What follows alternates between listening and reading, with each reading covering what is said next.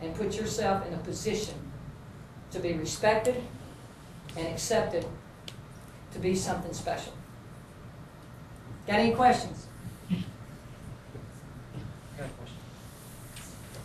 Shelbyville, Tennessee, so I understand. Shelbyville, oh yeah. Describe the first 5 years here. My first 5 years here? How the first 5 years for you? Ooh, well, when you're talking about someone who never coached a game a day in my life, it was a real challenge. You know, trying to figure out where I was going to play people, and you know, getting to know the team. And when I was told that I was going to be a graduate assistant here, I thought I was going to be an assistant to Margaret Hudson, who was the girls' basketball coach. And then a week before it was time for me to come, they told me I was going to be a head coach. Well, I'd never coached a day in my life. You know, I played internationally, and you know, I played the World University games, and I was training here to go to the Olympics, but there wasn't anywhere I could go over except the aquatic center, because women just didn't have places to train. And some of the guys over there said, "Come on in." So they didn't kick me out. So I was training, and then obviously I was trying to build this program.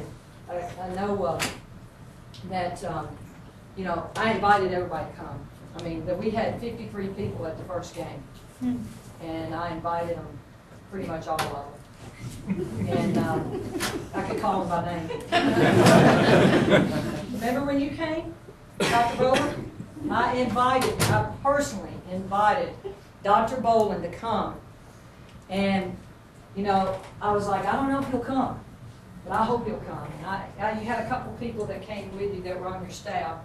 And Debbie Jennings and I were talking about this because they're doing this story on him, and they called to ask me about it. But I was thrilled that the president would come watch women's basketball. And guess what?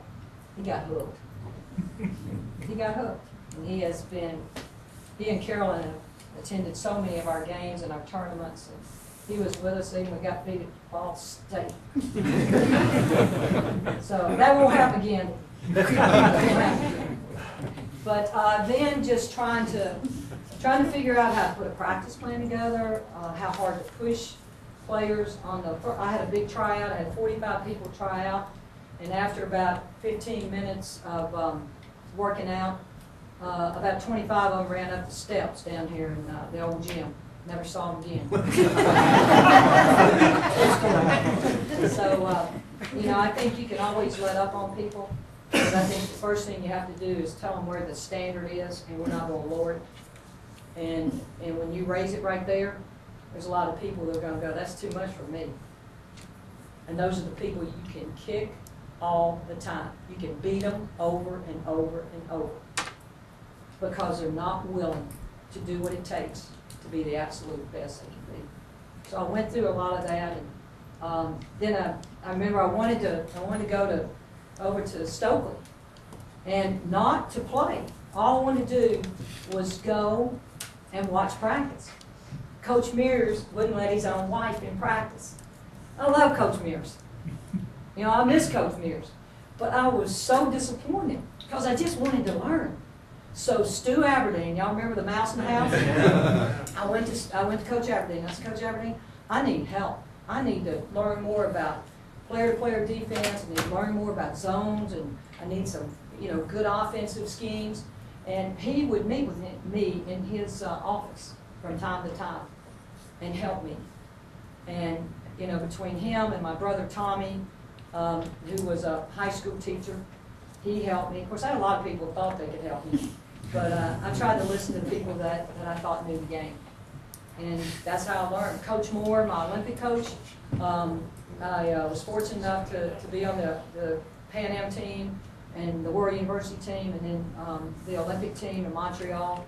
And those experiences, I mean, they'd run a drill, and we'd finish up practice. I'd go back and write it down, because I was just trying to gather information, because I didn't have a lot of information on how to teach the game. And now that's why I love teaching the game. I'm sure you've outlined a lot of things you look for when you're recruiting a student athlete. But can you talk to us a little bit about how do you find out whether the student athlete has those characteristics you're looking for before you get them here? Put them through your Well, that's a process? great question, because you go and watch them play, and like, say, Shakina Strickland, for example, a freshman for us this year, we started watching her when she was in the 9th grade. So most of these players we have followed from 8th, 9th, 10th grade. Like, I'm going out this weekend to North Carolina and up to Norfolk to recruit players that are in the 09 or 010 all the way up to the 012 class. So we watch them well in advance. But what I have learned that is very, very important is, one is when you go into the home, you learn a lot. But if you're trying to assess whether or not this student athlete is a fit, you're watching to see how hard they compete. If they play as a team. You know, there's a lot of players that, and we had that this year because we didn't recruit a defensive player in our freshman class. So guess what they all want to do?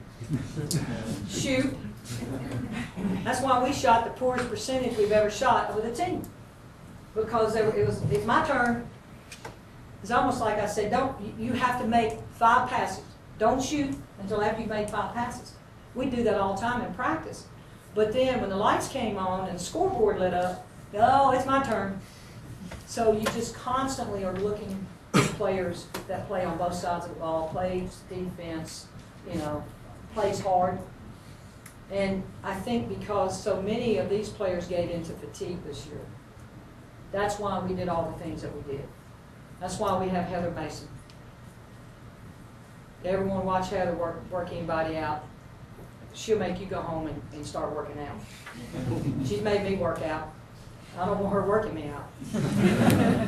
Yes? I just wanted to ask, you talked about investing in yourself, and a lot of people say you can't teach passion, or you can't teach people to care, but it seems like you seem to be able to. So I was wondering if you could enlighten us a little bit on things you do to help people that maybe aren't as prone to investing themselves get into that mindset. Well, I will say it's not always easy. But as I look at the last class that won those back-to-back championships, it helps if you have an example on the court. You know, coaches are always going to be passionate. That's our livelihood. I don't win, I get fired. I don't want to lose my job. So I'm going to go in every day and, you know, I'm going to be fired up. And I'm going to raise that bar. But getting these student athletes to understand it. You know, like, for example, Gloria Johnson is one of the most athletic players to come out of the state of Tennessee. She gives into fatigue. That's why we've been running gate 10. I said, we're running every day until you sprint all the time. She's starting to get it. You know, she was sprinting hard yesterday. It's the best she's been able to run the whole time. Why? Because it's here. It's in your mind. And it's her choice. She's got to understand. It's going to be painful. It's going to be painful, but it was painful losing. And we're striving to win. And it's just staying on those people and accountability. They don't touch a line, everybody starts over. Everybody starts over. And right now, they go over the line. Because they know there are no shortcuts to success. And all I can do as a coach is try to instill what they have to do.